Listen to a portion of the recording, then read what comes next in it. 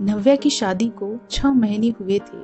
शादी के बाद वो पहली बार अपने पति आर्यन के साथ शहर से गांव आई थी। आर्यन की माँ सविता देवी पुराने ख्यालों की महिला थी। उनका मानना था कि बहू को घर के सारे काम आने चाहिए और हमेशा घर के बुजुर्गों का कहना मानना चाहिए। नव्या शहर में पली बड़ी थी, जहाँ उनकी पढ़ाई की और नौकरी भी करती थी। गांव आकर नव्या को समझ में आया कि यहाँ की जिंदगी काफी अलग है। यहाँ दिन जल्दी शुरू होते हैं और काम भी थमने का नाम नहीं लेता था।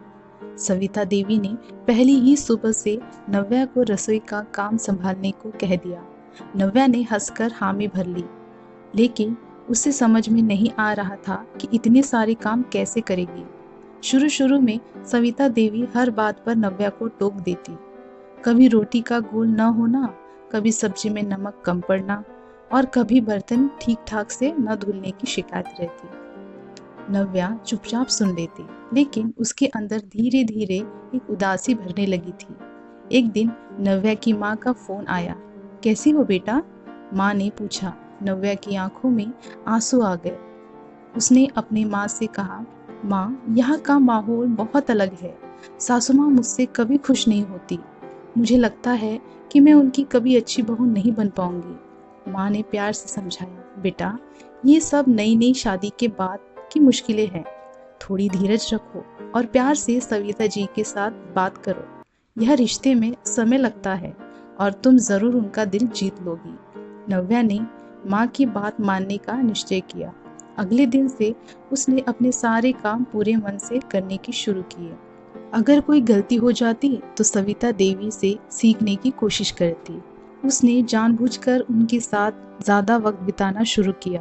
उनकी पसंद नापसंद जानने लगी। उनके पुराने अनुभवों को सुनने में दिलचस्पी दिखाने लगी। धीरे धीरे सविता देवी भी नव्या के इस बदलाव को महसूस करने लगी।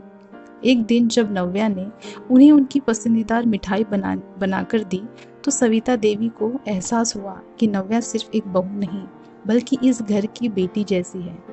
एक शाम जब दोनों आंगन में बैठी थी, सविता देवी ने नव्या से कहा, नव्या, मैं जानती हूँ कि मैं शुरू में तुम्हें बहुत कुछ कहती थी, लेकिन तुमने कभी पलटकर जवाब नहीं दिया। हमेशा सब कुछ सहा। मैं तुम्हारी तारीफ करती हूँ। नव्या की आंखें नम हो गई। उसने सविता देवी के पैर छू लिए। माँ, मैं भी आपसे बहुत कुछ सीख रही हूँ। आपका अनुभव मेरे लिए अनमोल है। उस दिन से सविता देवी और नव्या के रिश्ते में प्यार और सामान्य का एक नया दौर शुरू हुआ। दोनों एक दूसरे के सुख दुख में साथ खड़ी हो रहती और घर में एक नई रोशनी आ गई।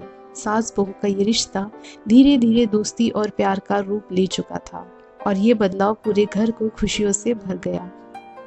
तो कैसी लगी ये कहानी कमेंट्स में ज़रूर बताएं। ऐसी कहानियाँ देखने के लिए चैनल को सब्सक्राइब करें।